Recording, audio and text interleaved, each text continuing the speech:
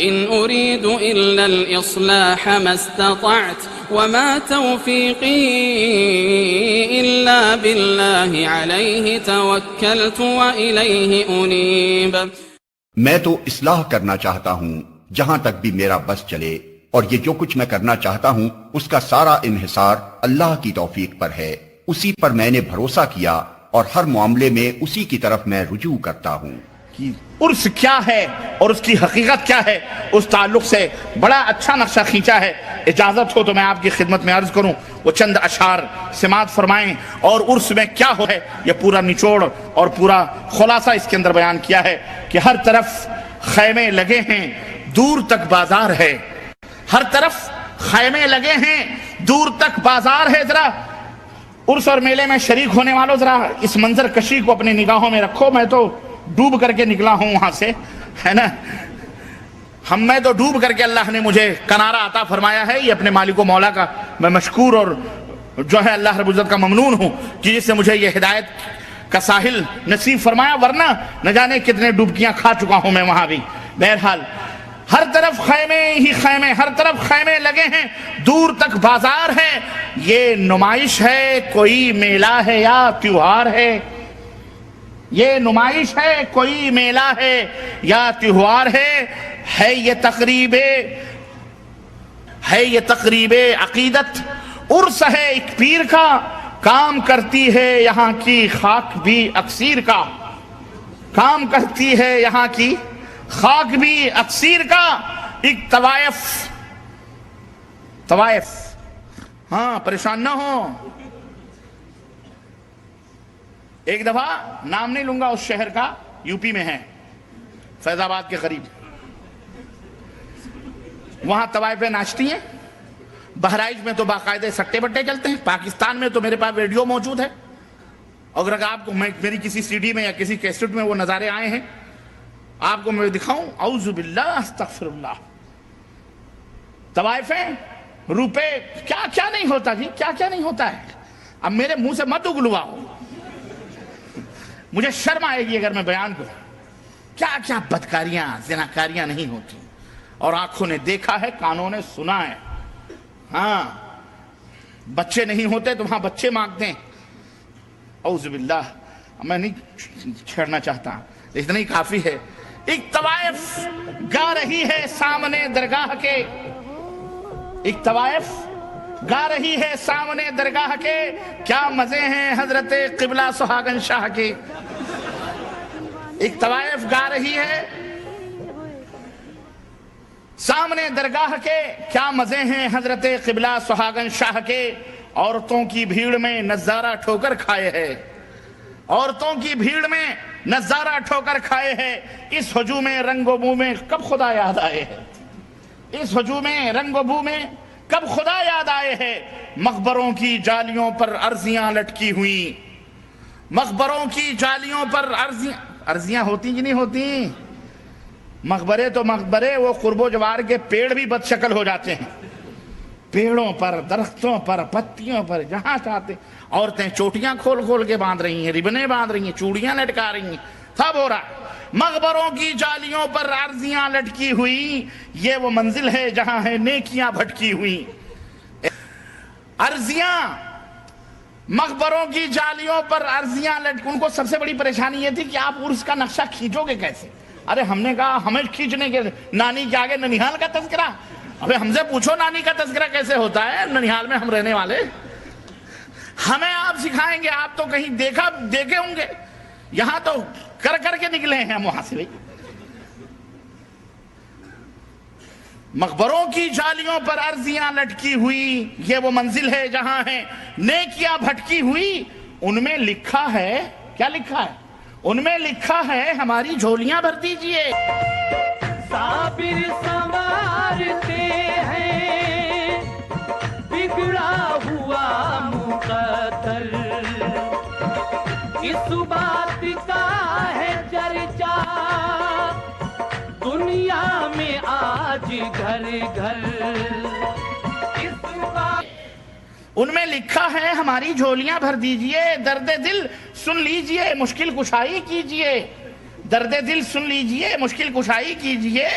آپ کو اللہ نے سب کچھ دیا ہے اختیار، آپ کو اللہ، اور اللہ کی قسم میں اس مسجد میں ہوں، عرضیاں تو میں نے بہت لکھی اور یہ عقیدہ تھا، واللہ بتلا رہا، یہ عقیدہ تھا، عرضیاں آپ آئے، یہ عقیدہ تھا کہ ہم لکھتے ہیں، یہ عقیدہ جا کے چادر کے نیچے آج بھی یہ منظر ہے، کسی بھی درگاہ پہ آپ جا کے دیکھیں،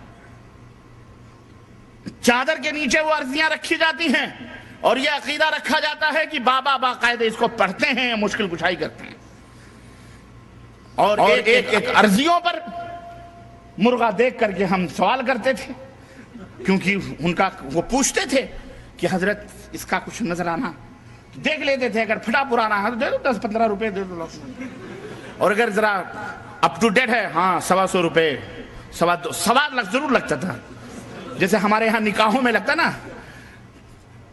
25,000 500 1.25 کتنا لگتا ہے، 1.25 لگتا ہے، وہ 1.25 کا پنچ ضرور لگے، یہ کیا ہے، یہ سب خرافات بدعات ہے، سمجھ رہے ہیں، لیکن بہرحال مولوی کرواتے ہیں یہ تمام سب۔ تو عرض کرنے کا مطلب یہ ہے کہ مرغا دیکھ کر کے پھانستے تھے، اسی حساب سے ہم اس کو مانگتے تھے، 500 دے دو، 200 دے دو، 400 دے دو، 25 روپے دے دو، کوئی بات نہیں، دیکھا پھٹا پرانا ہے، رو رہا، جا کوئی بات نہیں، چل اس طرح سے عرضیاں۔ تو جناب عالی ان میں یہی ہوتا تھا کہ حضرت اس میں لکھ دو کہ نظر کرم فرمائیں، میری بیٹیاں جوان ہو گئی ہیں، شادی کروا دیں۔ غریب اللہ کی قسم آپ کو حیرت ہوگی، یہاں کوئی یعنی جاتے ہیں لیکن زیادہ تر غریب فقیر۔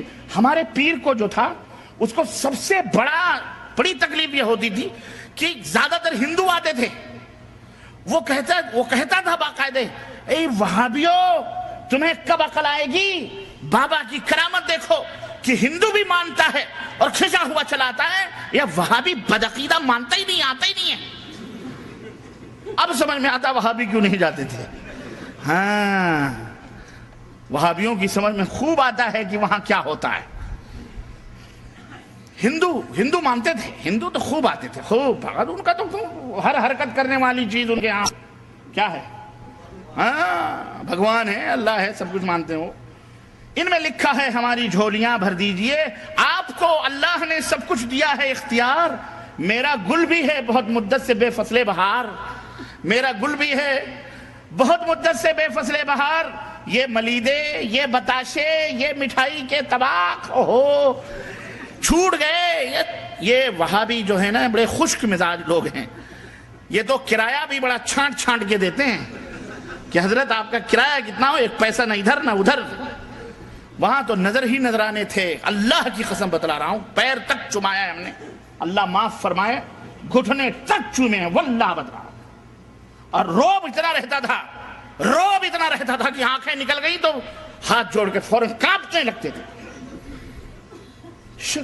آدمی جب مشرک ہوتا ہے اسے ہر چیز سے خوف لگتا ہے۔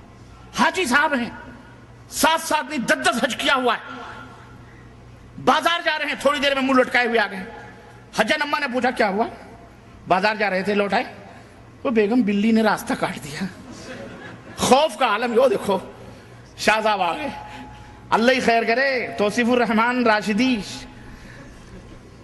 یہ سیدوں نے بہت بیڑا غرق کیا ہوا ہے، یاد رکھو، اور یہی بیڑا پار کروائیں گے، ہے نا، یہی بیڑا پار بھی کروائیں گے۔ آ جاؤ، اچھا چلو ٹھیک ہے۔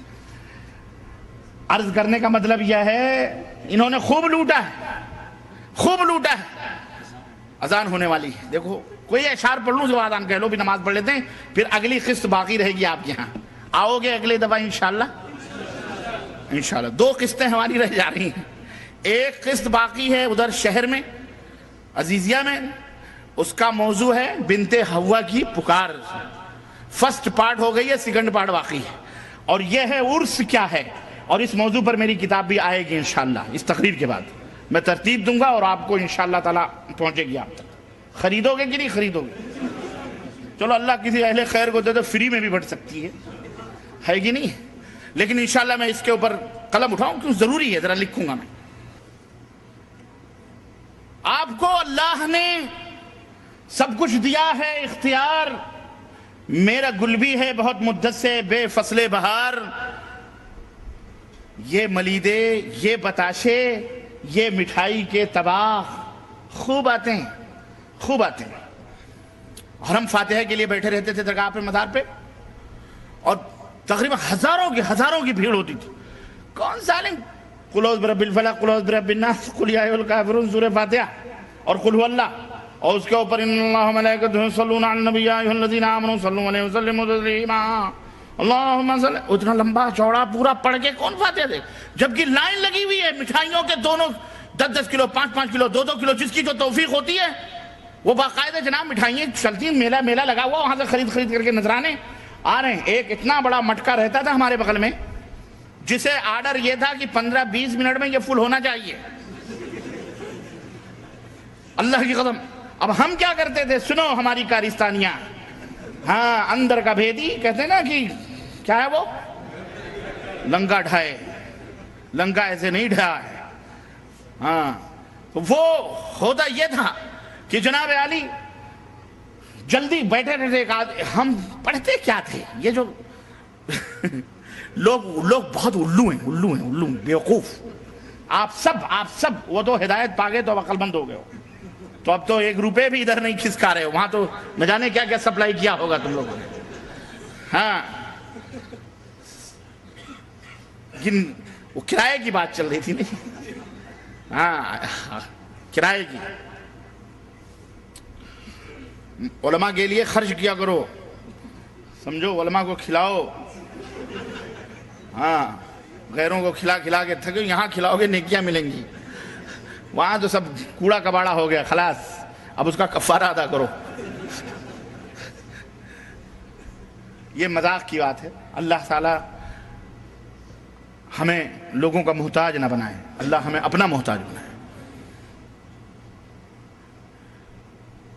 مٹھائیاں اٹھا کے ایک کو خاص طور سے بٹھائے رکھتے تھے. ایک تھا، لنگڑا تھا، ایک نام نہیں لوں گا، عالم ہو گیا ہوگا، وہ فارغ ہو رہے، وہ بیٹھ کر ہم کیا کرتے تھے؟ کونچ اس کو چمٹے مارتے تھے، جلدی کر، ہے نا. وہ پڑھتا ہی رہتا تھا جب تک ادھر سے اگر بتی اتنے سلگتے ہیں کہ نہیں. اٹھائی خاک، اتنی مٹھائیاں اٹھا کے سب سے پہلے کہاں؟ اندر. تھوڑی تبرک، اس میں سے 2-4 بتاشے اٹھا کے، لو بھائی کس کا یہ ہو گیا؟ فاتح ہو گیا بھیا؟ ہاں.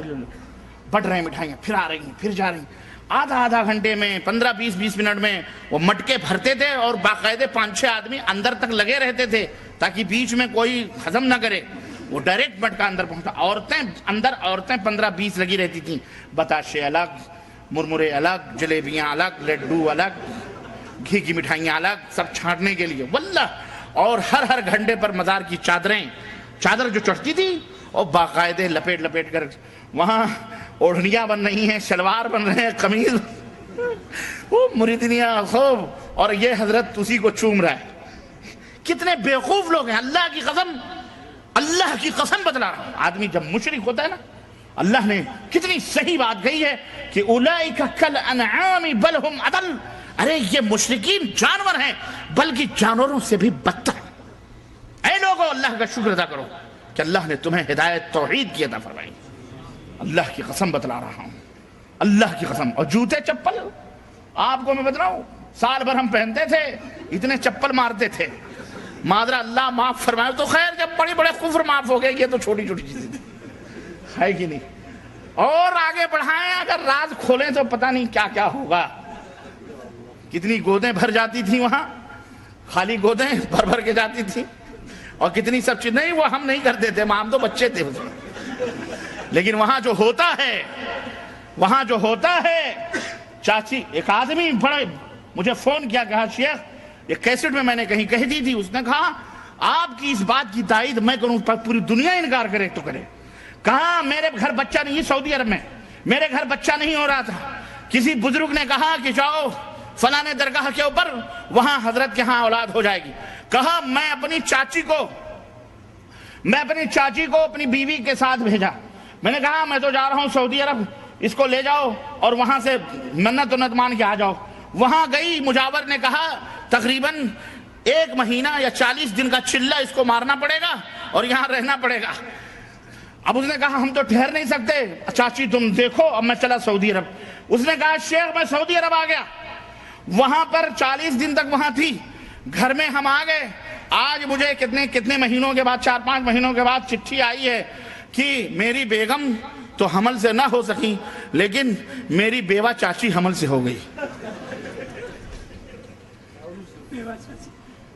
ہاں جناب، وہ حمل سے ہو، اس کی بیوی تو حمل سے نہ رہی ہو سکی لیکن اس کی چاچی ضرور حمل سے ہو گئی۔ کہا اس کے بعد میں نے توبہ کیا، میں نے کہا آپ جو کہہ رہے ہیں بالکل صحیح کہہ رہے ہیں۔ ہم نے کہا چلو ٹھوکر لگنے کے بعد تمہیں سمجھ میں آئی، کاش اس سے پہلے سمجھ میں آتی تو کم از کم چاچی کی بھی آبرو بچ جاتی۔ چاچی کی آبرو گنوانے کے بعد تجھے سمجھ میں آئی اللہ کے بندے۔ تو بھیا سمجھو، میری آواز سننے والوں جہاں کہیں بھی، میری ماں بہنوں سے بھی یہ درس سمجھو، یہ سب چرسی، گجیڑی، بھنگ پینے والے بدکار، یہ بظاہر نماز روزے اور اندر ہم سے پوچھو یہ پیر کیا کرتے ہیں۔ اللہ کی قسم وہ بھیانک، وہ شیطانی منحوس چہرے، قادری بن جاؤ، چشتی بن جاؤ، نقشبندی بن جاؤ، یہ سب چونچلے بازیاں، ڈھکوسلے۔ ہم نے کہا کسی اور کو بتاؤ جا کے، ہمیں سامنے ولایت کا ذکر نہ کرو، ہمارے سامنے ہمیں یہ برہنہ نظر آتے ہیں۔ یہ کون تھے؟ یہ اسمگلر، یہ چرسی گنجی بھنگ ایک وقت کی۔ اور نماز پڑھ لینے سے کیا ہوتا ہے؟ نماز پڑھنے سے کیا ہوتا ہے؟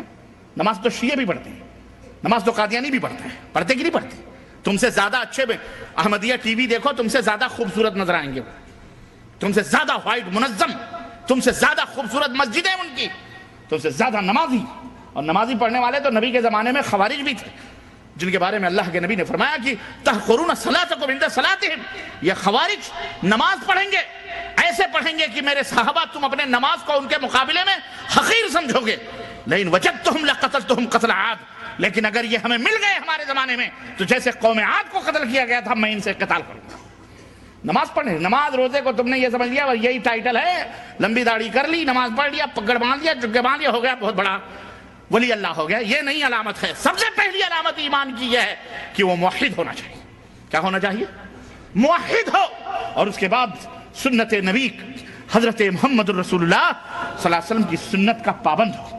یہ نہیں کہ وہ آسمانوں میں اڑ رہا ہے تو بہت بڑا ولی اللہ ہے، نہ، دیکھو وہ نبی کی سنت کا پابند ہے کہ نہیں ہے، سنت کے مطابق اس کی نماز ہے کہ نہیں ہے، سنت کے مطابق اس کی زندگی ہے کہ نہیں ہے، بعد میں اس کی داڑھی، اس کی مونچھ دے کر کے دھوکہ کھانا۔ خیر یہ سب ہوتا تھا، چھوڑیں آپ اس کو، کیا کریں گے، اللہ تعالیٰ نے وہ چھڑوا دیا۔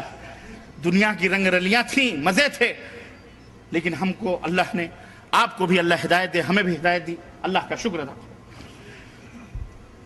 چادریں، یہ ملیدے، یہ بتاشے، یہ مٹھائی کے طباخ، یہ عقیدے کا تموج، یہ وفور اشتیاق، چادریں چڑھتی ہوئی، ڈھولک بھی ہے بجتی ہوئی، ہاں ڈھولک بھی بجتی ہے اور چادریں بھی، چادریں چڑھتی ہوئی، ڈھولک بھی ہے بجتی ہوئی، یہ موحد ہیں جو پوجا کر رہے ہیں پیر کی۔ یہ کون ہیں؟ اپنے آپ کو مسلمان کہتے ہیں، یہ موحد ہیں، یہ موحد ہیں جو پوجا کر رہے ہیں پیر کی۔ کوئی سجدے میں جھکا ہے، کوئی مصروف طواف، چکر لگ رہے ہیں قبر کے، کوئی سجدے میں جھکا ہے، کوئی مصروف طواف، تھام رکھا ہے کسی نے دونوں ہاتھوں سے غلاف۔ اور اب تو عالم یہ ہے کہ آپ صرف سر جھکائیں نا، مجاور پورا ڈھکیل دیتا ہے، اور چادر اڑا کر، چادریں باقاعدہ اوپر ڈال دیتا ہے، اچھے سے کر لے بیٹا۔ اور بعض مزارات، اللہ معاف فرمائے، یہ مجاور اتنے بدماش ہوتے ہیں کمینے، باقاعدے چادروں کے نیچے لڑکیاں جو جاتی ہیں نا، ان کے ہاتھ پکڑ کے ٹھٹولتے ہیں۔ واللہ بتا رہا ہوں، غیرت کرو، تمہاری مائیں بہنیں کہاں لٹ رہی ہیں، دین کے نام پر، اسلام کے نام پر، عقیدت کے نام پر۔ مزاروں پر کیا نہیں ہوتا، دھینگا مچھلیاں۔ کوئی سجدے میں جھکا ہے، کوئی مصروف طواف، تھام رکھا ہے کسی نے دونوں ہاتھوں سے غلاف، رو رہا ہے کوئی چوکھٹ ہی پہ سر رکھے ہوئے، رو رہا ہے کوئی چوکھٹ ہی پہ سر رکھے ہوئے ہیں، کسی کے ہاتھ بہرے التجا اٹھے ہوئے، بھر دو جھولی، بھر دو جھولی۔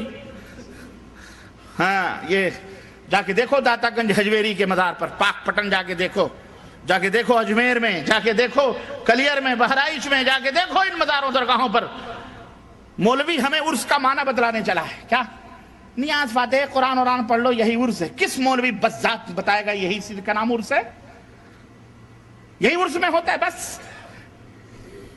وہ بات آئے گی. بہرحال رو رہا ہے کوئی چوکھٹ ہی پہ سر رکھے ہوئے، ہے کسی کے ہاتھ بہر التجا اٹھے ہوئے، ہن برستا ہے، ہن یعنی برکت، ہن برستا ہے یہاں، ہن مانے سونا بھی ہوتا ہے، ہن برستا ہے یہاں چاندی اگاتی ہے زمین، ہن برستا ہے یہاں چاندی اگاتی ہے زمین، آخرت کی یاد اس جاں پاؤں رکھ سکتی نہیں.